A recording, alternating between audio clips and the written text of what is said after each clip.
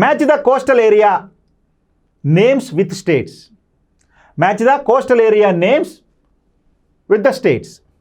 తీర ప్రాంత పేర్లతో రాష్ట్రాలను పోల్చండి అన్నాడు. అంటే ఇక్కడేమో తీర ప్రాంతాల పేర్లు ఇచ్చారు, ఇక్కడేమో రాష్ట్రాలు పేర్లు ఇచ్చారు.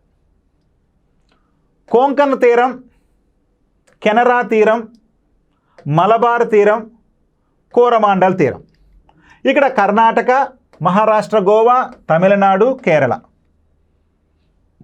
మన భారతదేశానికి ఎంత పొడవైనటువంటి సముద్ర తీరం ఉందండి? మన భారతదేశానికి దీవులతో కలుపుకొని 11,000 కిలోమీటర్ల పైచిలకు తీర ప్రాంతం ఉంది. ఇటీవల కాలంలో మొత్తం కూడా డేటా మారిపోయింది, మనం ఆల్రెడీ చెప్పుకున్నాం. అందులో భాగంగా తీసుకున్నప్పుడు అత్యంత పొడవైనటువంటి తీరరేఖ కలిగిన రాష్ట్రంగా గుజరాత్ ఉంటే, రెండవ స్థానంలో గతంలో మన ఆంధ్రప్రదేశ్ ఉండేది, ఇప్పుడు తమిళనాడు వచ్చేసింది. ఇప్పుడు మన ఆంధ్రప్రదేశ్ వచ్చేసి భారతదేశంలో అత్యంత పొడవైన తీరరేఖ కలిగినటువంటి రాష్ట్రాలలో ఆంధ్రప్రదేశ్ 3వ స్థానంలో ఉంది. సరే, దీని గురించి సపరేట్ చెప్పుకుందాం. ఇక్కడ అడిగినటువంటి ప్రశ్న తీర ప్రాంతానికి పేర్లు అడిగాడు.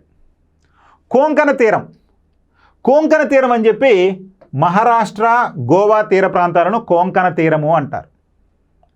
కెనరా తీరం, కర్ణాటక రాష్ట్ర తీరాన్ని కెనరా తీరము అంటారు.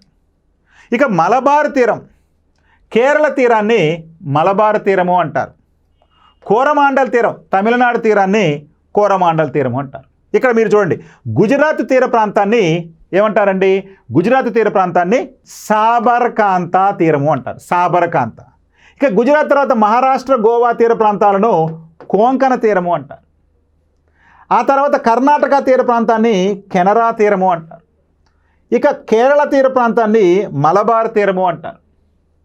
తమిళనాడు, మన దక్షిణ కోస్తా ఆంధ్ర ప్రాంతాన్ని కోరమాండల తీరము అంటారు. మన ఉత్తర తీర ప్రాంతాన్ని, ఆంధ్రప్రదేశ్లోని ఉత్తర తీర ప్రాంతాన్ని సర్కార్ తీరము అంటారు. ఇక ఒడిస్సా తీర ప్రాంతాన్ని ఉత్కల తీరము అంటారు. ఇక బెంగాల్ తీర ప్రాంతాన్ని వంగ తీరము అంటారు.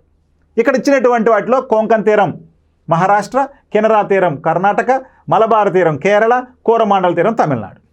అంటే A2 ఎక్కడుందండి? A2 ఇక్కడ A2 ఉంది, A2 ఉంది కాబట్టి 1 ఆప్షన్ కాదు, 4 ఆప్షన్ కాదు.